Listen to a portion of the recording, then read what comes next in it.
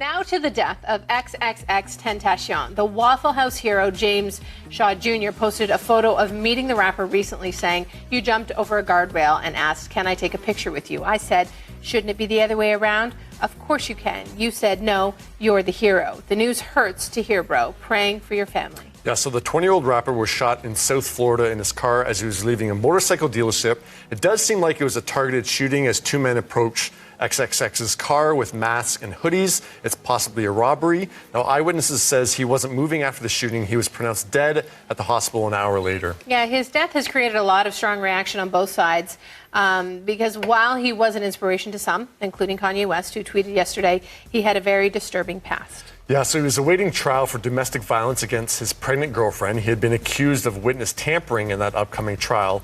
And in an interview, he admitted to beating up a woman and attacking a guy in prison because XXX accused him of being gay and looking at him for too long.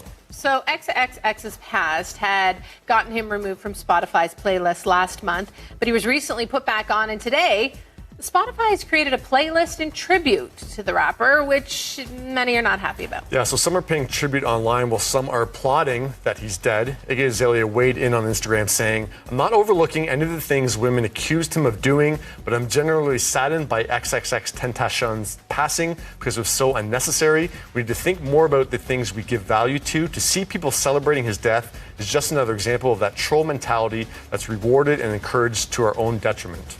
I would agree. XXX had been working on improving himself. In October, he publicly apologized to women he disrespected, as he put it, and he donated $100,000 to domestic violence prevention programs. And in an eerie video to see today, he talked about his own death on Instagram live in December.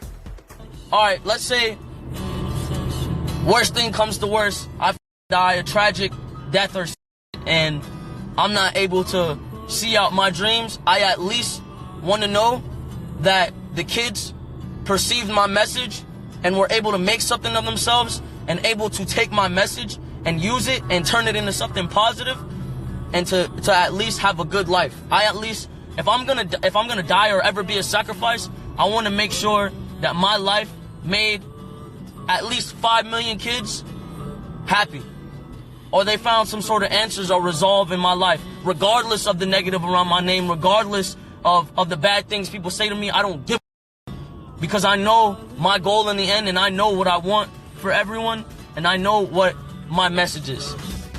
Yeah, so Jeanette says, haven't heard of him, don't know his music. I think that's a lot of people today and last night when this news came out. He isn't a mainstream star just yet. Yeah, he got a lot of publicity with that Spotify thing going back and forth. But no, this is a huge debate online right now. Of course, you never want to wish death on anyone.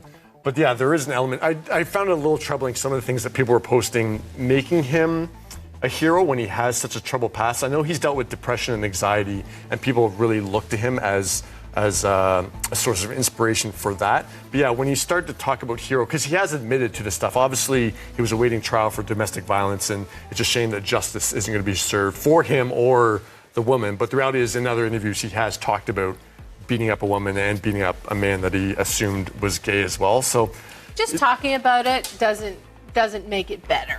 You know, it doesn't make it better. It doesn't give people a right to troll someone who has just died. Yeah. That's just, it's a cheap shot. It's not right. You shouldn't do that.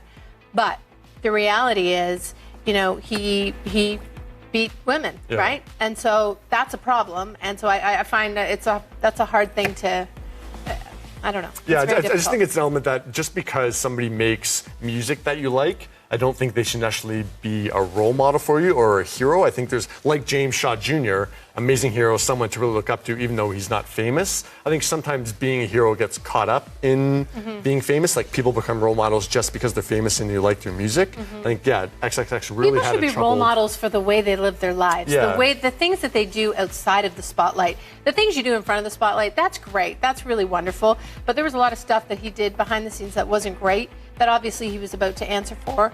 And he was trying to improve himself. That's what it sounds like he was trying to do by making these donations, and even his statement saying that women are disrespected. It was much more than regardless, just disrespect. That's someone's son, that's someone's family member, and that's incredibly sad, and it's gun violence again, and that's incredibly upsetting for sure.